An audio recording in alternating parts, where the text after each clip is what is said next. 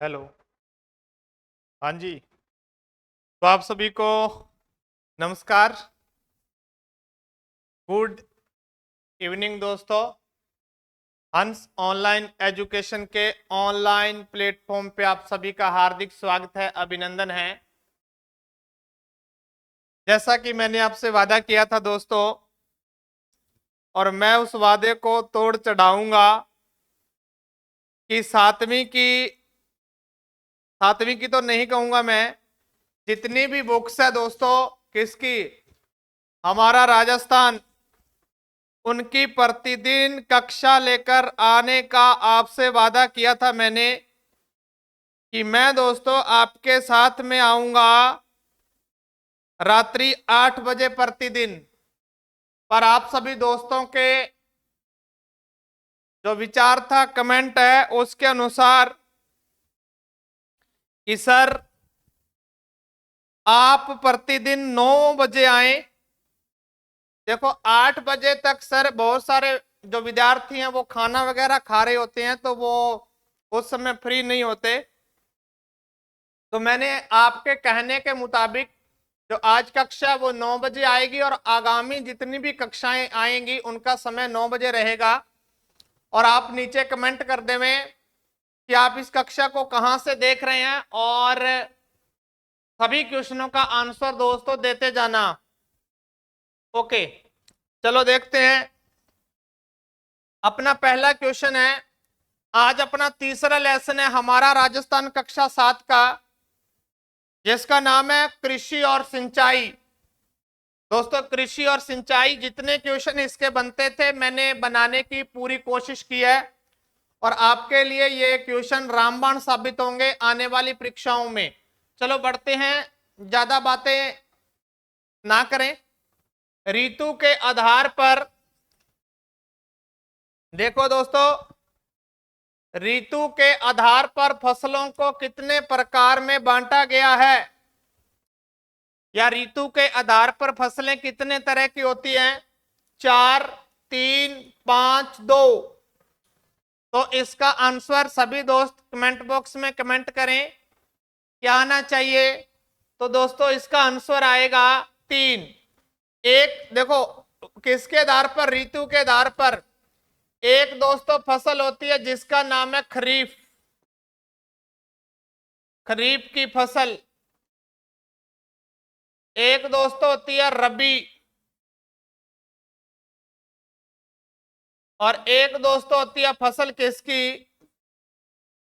जायद की फसल। जो रबी की फसल होती है उसको बोलते हैं स्यालू, स्यालू फसल, यानी ये सर्दी के मौसम में होती है। एक दोस्त होती है खरीफ की फसल, जिसको बोलते हैं उनालू, उनालू फसल। कौन सी फसल दोस्तों? उनालू फसल बोलते हैं। और एक फसल जो आपके वर्षा ऋतु में होती है, कब होती है दोस्तों? जो आपके वर्षा ऋतु में होती है, उसे दोस्तों कौन सी फसल कहा जाता है? तो उसे कहा जाता है दोस्तों कौन सी फसल? जायद की फसल, जो दोस्तों कब होती है? वर्षा ऋतु में। अब सुनो, खरीफ की फसल जून जुलाई में बोई जाती है। कब बोई जाती है? बुआई जून जुलाई, जून जुलाई। और कटाई कब होती है इस फसल की? अक्टूबर नवंबर में। जैसे अब जो फसल बोई हुई है वो किसकी फसल है इस ऋतु में? वो तो दोस्तों खरीफ की फसल है। उसके बाद में अगली रबी की फसल, ये अक्टूबर नवंबर में बोई जाती है, अक्टूबर नवंबर में बोई जाती है। और इसकी कटाई दोस्तों होती है मार्च अप्रैल में। ध्यान रखना दोस्तों, कब होती है? मार्च अप्रैल में। अब फसल रह गई जायद की। जायद की फसल की बात करूं तो जायद की फसल दोस्तों वर्षा ऋतु में मार्च से जून में बोई जाती है। कब बोई जाती है? मार्च से जून में। जब ज्यादा बारिश हो जाती है इसकी बुआई होती है। और दोस्तों इसकी कटाई होती है दोस्तों जून जुलाई में। तो ध्यान रखना दोस्तों, यह जायद की फसल है, यह रबी की फसल है, और ये कौन सी फसल है? खरीफ की। किस आधार पर? ऋतु के आधार पर दोस्तों, ऋतु के आधार पर। आगे बढ़ते हैं, अगला क्वेश्चन देख लेते हैं दोस्तों।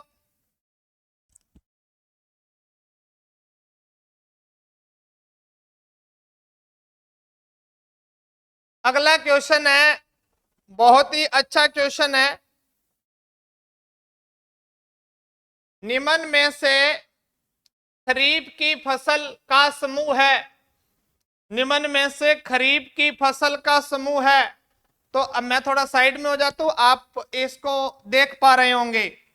बाजरा, मोठ, तिल, ज्वार, गन्ना, कपास, चावल, एक ये समूह है। एक चना, सरसों, गेहूं, जौ, चुकंदर, एक समूह ये है। एक खरबूजा, तरबूज, ककड़ी और सब्जी, और इसमें फल भी आ सकते हैं। तो इसमें से आपको समूह बताना है दोस्तों किसका? खरीफ की फसल का। तो आप कमेंट बॉक्स में दोस्तों कमेंट कर सकते हैं कि इसका आंसर क्या आएगा। तो मेरे मुताबिक मैं बता देता हूं, इसका आंसर आएगा ए। तो दोस्तों ये ध्यान रखना, ये जो फसलें हैं, ये फसलें हैं दोस्तों किसकी? खरीफ की फसलें हैं। खरीफ की फसल दोस्तों, खरीफ की फसल है ये। यानी जो फसल दोस्तों कपास या जिसे नरमा कहा जाता है दोस्तों, उसके साथ में आती है, वो किसकी फसल होती है दोस्तों? वो होती है अपने खरीफ की फसल होती है। और जो दोस्तों किसके साथ में आती है? गेहूं के साथ में आती है दोस्तों। किसके साथ में आती है? गेहूं के साथ में। तो वो दोस्तों किसकी फसल होती है? रबी की। चना, सरसों, गेहूं, जौ, चुकंदर, ये दोस्तों किसकी फसलें हैं प्यारे दोस्तों? रबी की फसलें हैं दोस्तों, रबी की। और ये जो बच गई नीचे सह वाले ऑप्शन में, ये दोस्तों किसकी फसलें हैं? जायद की दोस्तों। मैं दोस्तों सभी क्वेश्चनों के माध्यम से मेरे दोस्तों को किताब हल करवाने का पूरा प्रयास करूंगा। और आप हंस ऑनलाइन एजुकेशन पे आपका प्रेम बनाए रखें, आपका एतबार ऐसे ही दोस्तों बनाए रखें, और मैं हमेशा आपके साथ में जुड़ा रहूंगा। तो मेरे दोस्त जो नए चैनल पे विजिट कर रहे हैं, वो एक बार चैनल को सब्सक्राइब कर दें और बेल आइकन को प्रेस कर देना दोस्तों, जिससे आने वाली वीडियो का नोटिफिकेशन आप तक पहुंच जाए। और आप ये जरूर बताएं कि आप वीडियो कहां से देख रहे हैं। और सभी को राम राम, राम राम। चलो आगे बढ़ते हैं दोस्तों। अगला है अपने पास में, इनमें से व्यापारिक फसल है दोस्तों। अच्छा क्वेश्चन है। इनमें से व्यापारिक फसल है गेहूं, ज्वार, गन्ना, मक्का। अब सुनना दोस्तों, उपयोग के आधार पर फसलें दो तरह की होती हैं। एक का नाम होता है दोस्तों व्यापारिक, और एक का नाम होता है दोस्तों खाद्यान्न। दोस्तों दो तरह की फसलें होती हैं। किसके आधार पर? तो दोस्तों उपयोग के आधार पर। किसके आधार पर? उपयोग के आधार पर। अब सुनना दोस्तों, इसमें से देखो खाद्यान्न फसलें, गेहूं भी खाद्यान्न है और ज्वार भी खाद्यान्न है और मक्का भी क्या है दोस्तों? खाद्यान्न है। लेकिन गन्ना है, इसे खा नहीं सकते, केवल बेच सकते हैं। जैसे देखो व्यापारिक फसलों में बात करूं मैं, तो व्यापारिक फसलों में दोस्तों तंबाकू हो गया, क्योंकि तंबाकू केवल बेचने के काम आता है, खाने के काम खाते जरूर हैं लोग, लगाते जरूर हैं, लेकिन दोस्तों ये कैसी फसल है? व्यापारिक। फिर देखो गन्ना, फिर क्या? गन्ना। फिर दोस्तों क्या हो गया? कपास। कपास, ये सारी की सारी फसलें कौन सी फसलें हैं दोस्तों? व्यापारिक फसलें हैं दोस्तों। चलो आगे बढ़ते हैं, आगे बढ़ते हैं। तो अगला क्वेश्चन है दोस्तों, अगला क्वेश्चन भी आपको मैंने बता ही दिया है, इसमें ज्यादा माथाफोड़ी करने की आवश्यकता आपको भी नहीं है और मेरे को भी नहीं है। उपयोग के आधार पर फसलें कितने प्रकार की होती हैं?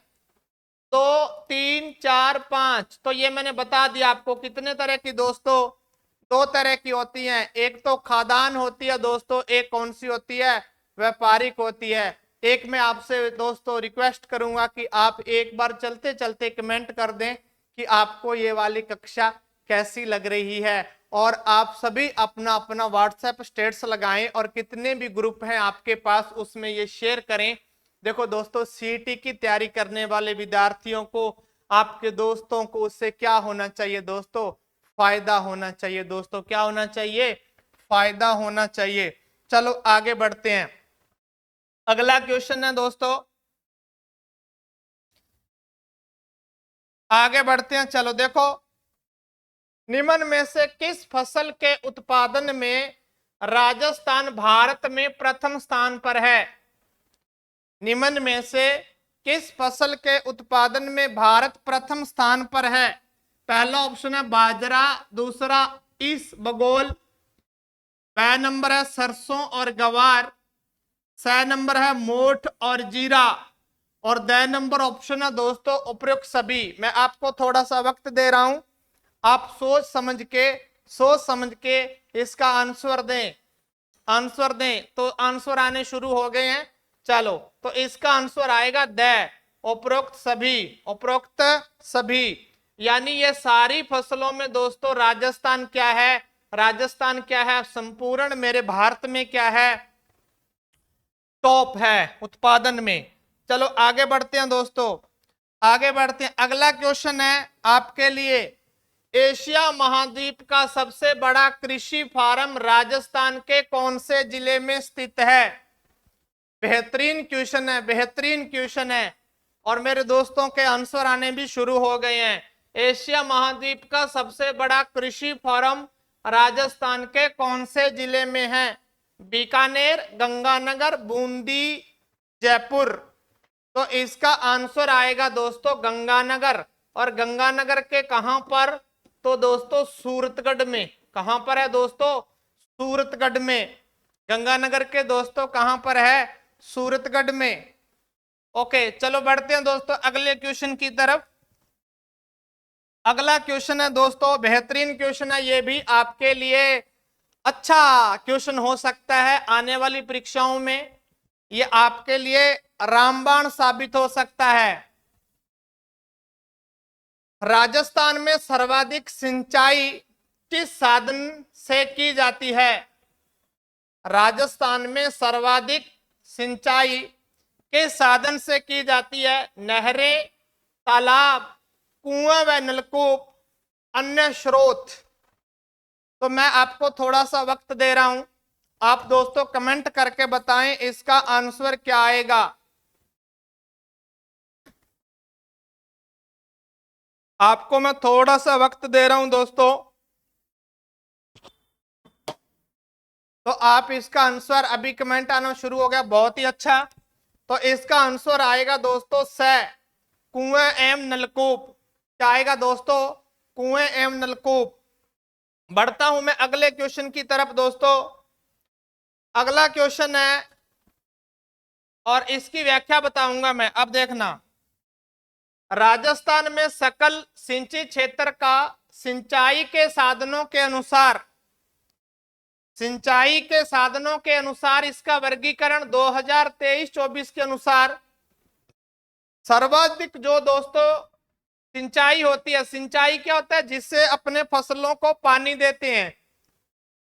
तो दोस्तों कुआं व नलकूपों से 69.17, दोस्तों कुआं व नलकूपों से कितना?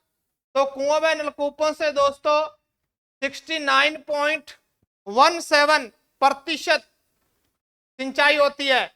नहरों से 28.61% या 28.61%, और अन्य स्रोत दोस्तों अन्य स्रोतों से 1.91%। अब सुनना, कुएं व नलकूपों से सर्वाधिक होती है। दूसरा नंबर नहरों का है 28.61 और अन्य स्रोत हैं दोस्तों 1.91। चलो ये भी आपको समझ में आया होगा। इसका आंसर था दोस्तों कुएं एवं नलकूप। बढ़ते हैं दोस्तों अगले क्वेश्चन की तरफ। तो आपका दोस्तों सहयोग हमेशा बना रहे। आपने मेरी दोस्तों पिछली कक्षाओं को इतना प्रेम दे रहे हैं, स्नेह दे रहे हैं, इतना देख रहे हैं, आपका तहे दिल से शुक्रिया, धन्यवाद। और आगामी वीडियो को भी आप इतना ही प्रेम देंगे, मैं इस उम्मीद के साथ आपके साथ हमेशा जुड़ा रहूंगा। चलो बढ़ते हैं दोस्तों अगले क्वेश्चन की तरफ। वाटरमैन के नाम से किस व्यक्ति को जाना जाता है? वाटरमैन के नाम से अशोक टांक, राजेंद्र सिंह, भजनलाल शर्मा। ये भजनलाल शर्मा कल ही अपने अनूपगढ़ में आए थे। सुंदरलाल बहुगुणा। अब सुनना दोस्तों, तो ये इसका आंसर जो अशोक टांक है, इनको कहा जाता है कैमलमैन। क्या कहा जाता है दोस्तों? कैमलमैन। और भजनलाल शर्मा जी क्या है? राजस्थान के वर्तमान में क्या है? सीएम है। और सुंदरलाल बहुगुणा दोस्तों, सुंदरलाल बहुगुणा, इनका संबंध किससे है? तो आप कमेंट बॉक्स में कमेंट करके बताएंगे कि सुंदरलाल बहुगुणा का संबंध किससे है। तो अब देखो इसका क्वेश्चन आएगा राजेंद्र सिंह आंसर। राजेंद्र सिंह ने दोस्तों जल संरक्षण के लिए, लोगों को जो सूखा है वहां पानी पहुंचाने के लिए अपना सारा सामान घर का बेच दिया था। और रेमन मैग्सेसे पुरस्कार से इसे सम्मानित किया गया है दोस्तों। रेमन मैग्सेसे पुरस्कार से इसे क्या किया गया दोस्तों? सम्मानित किया गया है। और सुंदरलाल बहुगुणा जी का संबंध दोस्तों पेड़ों के संरक्षण से है। अगला है अपने आपके सामने, अगला क्वेश्चन है। तो ये दोस्तों जो अपना तीसरा लेसन था उसको अपने कंप्लीट किया। अगला है जिसका नाम है मोटे अनाज। क्या नाम है दोस्तों? मोटे अनाज। मोटे अनाज कौन से होते हैं? जिनके अंदर पौष्टिक तत्व भरपूर मात्रा में होते हैं, उनको क्या कहा जाता है दोस्तों? उनको मोटे अनाज कहा जाता है। और निम्न में से मोटे अनाज या श्री अन्न, इसमें पौष्टिक तत्व ज्यादा होते हैं इसलिए श्री अन्न भी कहा जाता है, में आने वाला अनाज नहीं है। मोटे अनाज की श्रेणी में आने वाला अनाज नहीं है। ज्वार, ये समूह बाजरा, रागी, कोदो, चेना, कुटकी, सावा, ये सारे नाम आपकी 7वीं की बुक में दिए गए हैं। तो आपको क्या पहचानना है? जो समूह नहीं है किससे संबंधित दोस्तों? मोटे अनाजों से। तो ये सारे के सारे ही क्या हैं दोस्तों? मोटे अनाज हैं। सारे के सारे ही क्या हैं दोस्तों? ये मोटे अनाज हैं। आगे बढ़ते हैं। तो अगला क्वेश्चन है आपके लिए, बाजरे का उत्पादन किस क्षेत्र में कम होता है? आपको ये ऑप्शन देख के बताना है कि कितना मस्त क्वेश्चन है। कम होता है, बाजरे का उत्पादन किस क्षेत्र में कम होता है? अलवर, भरतपुर, जयपुर, पहला ऑप्शन है। दूसरा नागौर, झुंझुनू, सीकर। तीसरा जालोर, बाड़मेर, जोधपुर। चौथा बांसवाड़ा, डूंगरपुर, प्रतापगढ़। मैं थोड़ा सा वक्त आप दोस्तों को दे रहा हूं, आप इसका आंसर दें। जल्दी जल्दी आंसर कमेंट बॉक्स में कमेंट करें। और दोस्तों जो नए हैं चैनल पर, पहली बार विजिट कर रहे हैं, वो चैनल को सब्सक्राइब करें और बेल आइकन को दबा दें। तो इसका आंसर आएगा दोस्तों बांसवाड़ा, डूंगरपुर, प्रतापगढ़। ये बाकी सारे क्षेत्र किससे संबंधित हैं दोस्तों? बाजरे से। और मोटे अनाजों में जो प्रमुख अनाज है वो बाजरा या राजस्थान का। आगे बढ़ते हैं दोस्तों। तो अगला क्वेश्चन देखते हैं। ये चौथे लेसन के दोस्तों क्वेश्चन करवा रहा हूं। ज्वार का सर्वाधिक उत्पादन किस क्षेत्र में नहीं होता? दोस्तों नहीं वाले ज्यादा हैं। ज्वार कौन सी फसल है? ज्वार एक मोटा अनाज है, खाद्यान्न फसल है दोस्तों। और ज्वार से क्या बनाया जाता है? ज्यादातर ये बियर भी बनती है। जब पथरी हो तो बहाना लगा के क्या पी जाती है? बियर पी जाती है। चलो, तो इसमें देखो नहीं देखना है, अजमेर, अलवर, कोटा, झालावाड़, जैसलमेर, बाड़मेर, बारां, भीलवाड़ा। तो दोस्तों इसका आंसर आएगा दोस्तों से, यानी इस क्षेत्र में इसका उत्पादन नहीं होता, होता है तो नाम मात्र का होता है दोस्तों। जैसलमेर और बाड़मेर, अजमेर, अलवर, कोटा, झालावाड़, बारां और भीलवाड़ा में ज्वार का उत्पादन क्या होता है दोस्तों? ज्यादा होता है। आगे बढ़ेंगे। रागी के उत्पादन वाले जिलों का चयन करें। दोस्तों रागी के उत्पादन वाले जिलों का चयन करें। अगला क्वेश्चन है, रागी के उत्पादन वाले जिलों का चयन करें। तो आपका उदयपुर, बांसवाड़ा, डूंगरपुर, गंगानगर, बीकानेर, हनुमानगढ़, जयपुर, अलवर, सीकर, और चौथा समूह है जैसलमेर, बाड़मेर और जोधपुर। मैं आप सभी दोस्तों को एक बात बताऊं कि पहले मैं मैराथन लगाने वाला था सभी की, लेकिन आप सभी ने बोला कि सर मैराथन में ज्यादा लंबा हो जाएगा।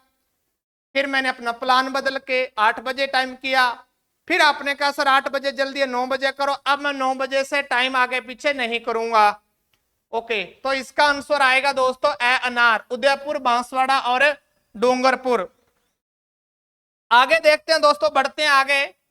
अगला है क्वेश्चन, भारत सरकार ने किस वर्ष को अंतरराष्ट्रीय मोटा अनाज वर्ष घोषित किया गया? इंपोर्टेंट लगा लेना, स्टार लगा लेना, छप सकता है, छपे, छपेगा, छपेगा।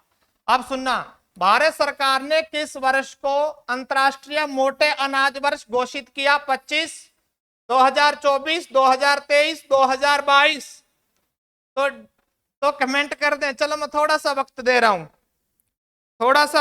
हूं, आपको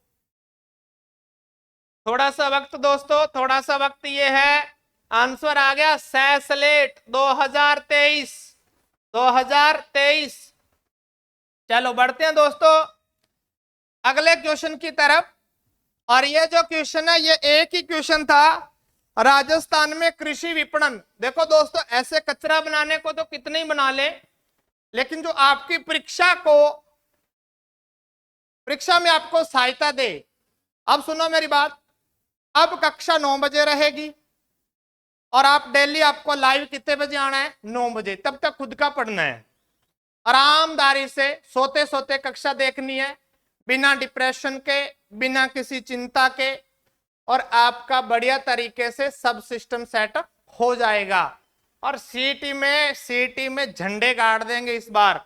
और क्लासें करवाने का सिलसिला मेरा, और पॉलिटी भी चल रही है।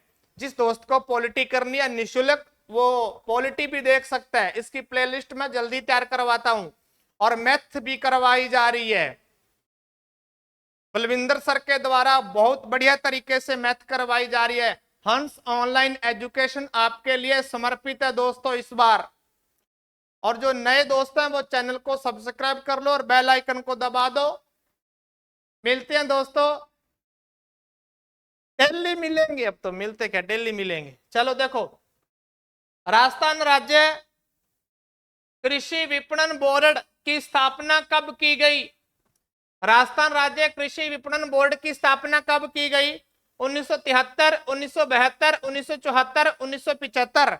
तो मैं आपको दोस्तों आधे मिनट का समय दे रहा हूं, आधे मिनट में आप कमेंट करें। बेहतरीन, बहुत सारे दोस्तों के आंसर आने शुरू हुए, आपका तहे दिल से शुक्रिया। तो इसका आंसर आएगा 1974। तो आपको ये आज वाली मेरी क्लास कैसी लगी, सभी दोस्त कमेंट करके जरूर बताना। और मैं प्रतिदिन आपके लिए 9 बजे, दोस्तों कितने बजे ध्यान रखना, 9 बजे प्रतिदिन आपके साथ में लाइव आऊंगा। मिलते हैं कल। आज सभी को स्वतंत्रता दिवस की हार्दिक शुभकामनाएं। और ऐसे ही भारत देश अपना तरक्की करता रहे और दूसरे देशों के सीनों पर जख्म करता रहे। और यही ऐसे मेरा भारत क्या है, सबसे महान है। मेरा भारत सबसे महान है दोस्तों। और मिलते हैं अगली कक्षा में कल। तब तक के लिए सभी को गुड नाइट। जय जय राजस्थान, जय हिंद, जय भारत।